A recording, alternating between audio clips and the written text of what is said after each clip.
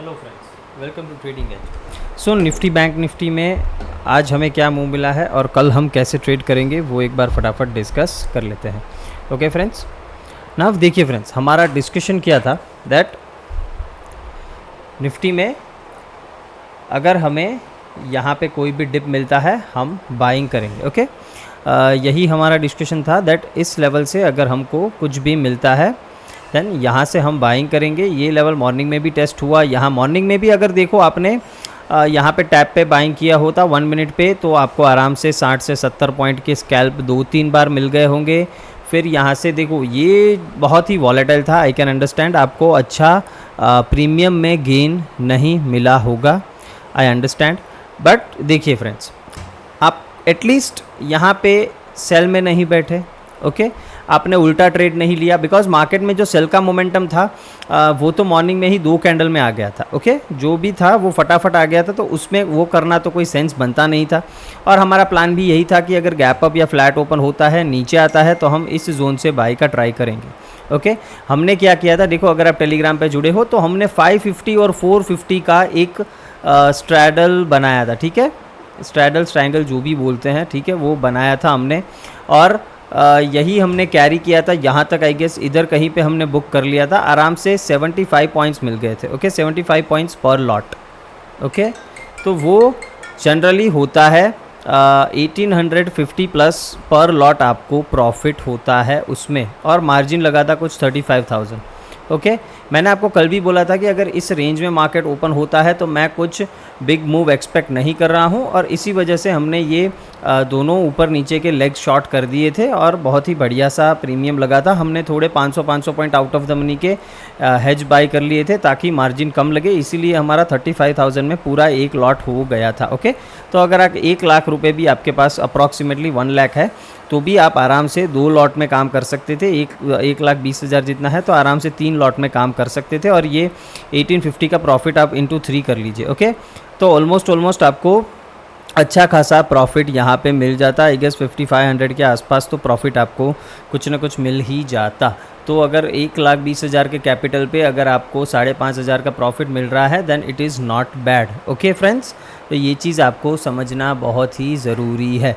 Almost 4% plus का ये profit होता है। ओके हमने ना देखो, फिर मैंने यहाँ पे ये जो बॉक्स ड्रॉ किया था यहाँ पर भी एक ट्रेड दिया था दैट ये ब्रेकआउट एंड रीटेस्ट पे हम ट्रेड लेंगे, फिर ऐसा कुछ मूव मिल सकता है। तो यहाँ पर भी आई गेस हमने 16-17 रुपये में कुछ कॉल लिया था और वो आई गेस 58 तक गया था मेरे हिसाब से। तो ये भी एक अच्छा मूव हमको कैच करने मिल गया था ना। अब कल कैसे ट्रेड करना है वो फटाफट डिस्कस कर लेते हैं। देखो फ्रेंड्स, यहाँ पर अगर हम देखते हैं तो ये आज भी पूरा एक रेंज में है, और अगर मैं आपको डेली चार्ट पे एक बार लेके जाऊँ, ड्राइंग सारे रिमूव करें हम, देन देखो ये पूरा एक वापस से इसमें एक बॉक्स बन रहा है। ओके ये एक बॉक्स बन रहा है वापस से, तो इस बॉक्स में जब तक है आपको मोमेंटम नहीं मिलेगा तो आपको क्या करना है, सिंपल है, मार्केट खुलते ही इधर का कॉल शॉर्ट कर दो, इधर का पुट शॉर्ट कर दो। ठीक है, सिंपल है, ऑप्शन सेलिंग पे ध्यान दो। जब तक मार्केट इस तरह बिहेव कर रहा है, ट्रेंडिंग नहीं है, आपको सेलिंग पे ही जाना पड़ेगा, अदरवाइज़ आप प्रॉफिट नहीं कमा पाओगे। ओके बाइंग में दिक्कत कुछ नहीं है, अगर आप स्कैल्प करते हो 5-10 पॉइंट का ऐसा कुछ करते हो then it is okay, otherwise आपको पैसा नहीं बनेगा।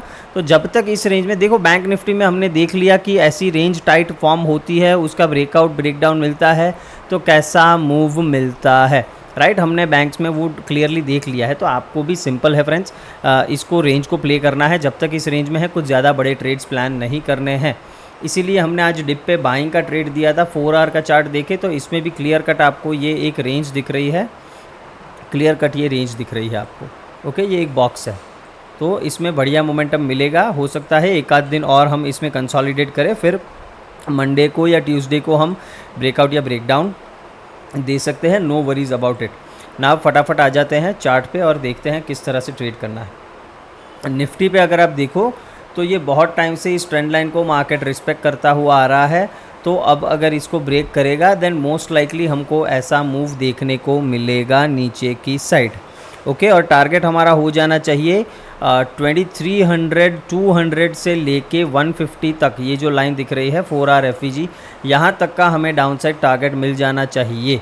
ओके एक दिन में ना मिले, हो सकता है 2-3 दिन लगे, बट ये हो सकता है। ऊपर की साइड में बताऊंगा किस तरह से प्लान करना है, पहले मैंने नीचे का बताया बिकॉज ये ट्रेंड लाइन बहुत सारे टचेस इस ट्रेंड लाइन को मिल चुके हैं, राइट। 1 2 3 4 5 यहाँ पे 6 7 टचेस मिल चुके हैं, तो ये जितना इसको सपोर्ट लेगा उतना ये वीक होता जाएगा, इसीलिए ब्रेकडाउन होने के चांसेस ज़्यादा लग रहे हैं मुझे। एनीवेज ऊपर जाने का अभी कोई हाल फिलहाल रीज़न भी नहीं है, फंडामेंटल रीज़न की बात कर रहा हूँ। ओके नाउ कल ट्रेड कैसे करना है, सिंपल है। अगर वापस से इस रेंज में ओपन होता है आपको अवॉइड करना है। देखो अगर हम ऐसे बीच में ही ओपन हो गए आपको अवॉइड करना है, सिंपल। वापस से मान लेते हैं गैप डाउन ओपन हो गए 480 के आसपास, राइट, 480 के आसपास कहीं पे भी वापस से ओपन हो गए, देन हम यहाँ पे डेफिनेटली वापस से हम एक बाइंग का ट्रेड इनिशिएट कर सकते हैं। क्यों हम पहले बाइंग करेंगे, देखो बिकॉज वी डोंट नो कि ये ट्रेंड लाइन कब तक रिस्पेक्ट करेगा, ये जोन कब तक रिस्पेक्ट करेगा। जो हमारा जोन है 470 से लेके 440 के आसपास तक, ये जोन कब तक रिस्पेक्ट होगा हमें नहीं पता है, तो तब तक हम यहाँ से बाइंग ही करेंगे और यहाँ पे रिएक्शन का वेट करेंगे, उसके बाद बाइंग करेंगे। ऐसा नहीं कि यहाँ पे आया तुरंत बाई कर लिया। ओके देखेंगे यहाँ से अगर मार्केट रिएक्शन लेता है तो आज जैसे रिएक्शन मिला हमको उस तरह से रिएक्शन मिलता है तो हम बाइंग करेंगे वापस से, और टारगेट वापस से छोटे ही रखेंगे, 60 से 80 पॉइंट्स के टारगेट रखेंगे, उससे ज़्यादा कुछ आपको सोचने का ज़रूरत नहीं है, सिंपल है। इसमें आपके order blocks, fair value gaps कुछ भी काम नहीं करेगा जब तक मार्केट साइडवेज है, कुछ भी आपका काम नहीं करेगा, तब तक आपको लेवल्स पे और इस तरह से सपोर्ट एंड रेजिस्टेंस पे ट्रेड करना पड़ेगा। ये हमारा ऑर्डर ब्लॉक है जो एक सपोर्ट होता है, तो इसके ऊपर जब तक है हम शॉर्ट का नहीं सोचेंगे। नाउ व्हाट इन केस कि हम फ्लैट ओपन होके या फिर गैप डाउन ओपन होके इस लेवल को होल्ड नहीं करते, तो अगर हम 440 के नीचे एक प्राइस एक्शन बना देते हैं, ओके 23,440 के नीचे अगर इस तरह से एक प्राइस एक्शन बन गया, हम फर्स्ट टारगेट रखेंगे ये वाला 23,370 के आसपास, और अगर फिर 350 के नीचे वापस से प्राइस एक्शन बना देन हमारा टारगेट 23,200 एंड 150 तक हो जाना चाहिए। ओके ये एक स्ट्रॉन्ग सपोर्ट का लेवल हो सकता है। इस पर क्या करना है, देखो यहाँ से यहाँ तक तो आपको ट्रेड लेना है सेल साइड का अगर आता है तो। अगर यहाँ से मार्केट रिवर्स लेता है तो फिर यहाँ से बाइंग भी कर सकते हैं, इसमें भी कोई दिक्कत नहीं होगी, और अगर यहाँ से ब्रेकडाउन मिलता है तो फिर वापस से शॉर्ट कर देंगे।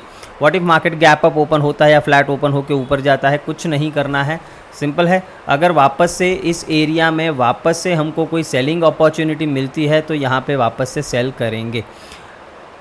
इस एरिया में मार्केट ओपन होता है, मार्केट मान लेते हैं गैप अप ओपन होता है और यहाँ पे आधा घंटा सस्टेन करता है, और उसके बाद अगर 664 जो ऑल टाइम हाई है, ओके मतलब हम 670 कर देते हैं, 23,670 का ब्रेकआउट मिलता है, बट कब, मार्केट फ्लैट ओपन होके या गैप अप ओपन होके इधर आधा घंटा सस्टेन करे, एक रेंज बनाए 50-60 पॉइंट का, और फिर अगर इस लेवल को ब्रेक करता है 23,670 को, देन हम यहाँ पे बाइंग करेंगे। हमारा फर्स्ट टारगेट 23,750 हो जाना चाहिए और इसके बाद 810 का हो जाना चाहिए, सिंपल है। तो इस तरह से हम प्लान करेंगे, बट ये सिनारियो मुझे बहुत ही कम प्रोबेबल लग रहा है ऊपर जाने का। मुझे लग रहा है मार्केट इस रेंज में ही रहेगा या तो फिर नीचे ब्रेकडाउन देगा, ये सिनारियो मुझे ज़्यादा लग रहा है। बट अगर प्राइस ऊपर जाता है तो फिर हम उसको फॉलो करेंगे। ना बैंक निफ्टी की बात करते हैं। देखो बैंक निफ्टी में भी सिंपल था कि इस ऑर्डर ब्लॉक पे मिला, हमें बाइंग का ट्रेड करना है। ना हुआ क्या, कल क्लोजिंग के टाइम पे मार्केट ने इधर टैप कर दिया और इधर से जो रिएक्शन देना था वो गैप अप में ही निकल गया। फिर मार्केट ने पुल बैक दिया तो यहाँ से बाइंग का ही ट्रेड बनता था। आप बोलोगे सर यहाँ पे टैप तो आज किया नहीं है, बट प्लीज़ थोड़ा दिमाग यूज़ करो। कल हमने जब वीडियो बनाया उसके बाद मार्केट ने यहाँ पे टैप कर दिया था तो ये रिएक्शन ही था, राइट। ये 51,250 से लेके आज ओपन हुआ है 700 के 650 के आसपास। ओके तो ये 450 पॉइंट का ये पुश जो मिला है ये हमारे ऑर्डर ब्लॉक से ही मिला है। ओके भले ही गैप अप में निकल गया, बट फिर जो डिप मिला तो यहाँ पे आपको सिंपल एंट्री मिली थी, डबल बॉटम ये मिला था, यहाँ पे आप बाइंग कर सकते थे। आपको आराम से 200-300 पॉइंट के मूव यहाँ पे मिल जाते, इसमें कोई दिक्कत वाली बात नहीं थी। तो बैंक निफ्टी भी सिंपल था। एज देखो एक और चीज़ मैंने कल बताई थी आपको, दैट बैंक निफ्टी ये ट्रेंडिंग हो चुका है, अब वॉलेटाइल होगा, ठीक है, अभी साइडवेज हो गया है, ठीक है। जैसा यहाँ पे हुआ ट्रेंडिंग हुआ, फिर ये वॉलेटाइल हुआ, ये साइडवेज हुआ, ये ब्रेकआउट दिया, सेम पैटर्न यहाँ पे हो रहा है। ये ट्रेंडिंग हुआ, फिर यहाँ पे ये वॉलेटिलिटी क्रिएट की, अभी ये साइडवेज हो गया है। तो हो सकता है हमें एक ब्रेकआउट कल सेकंड हाफ में या फिर मंडे को देखने को मिल सकता है।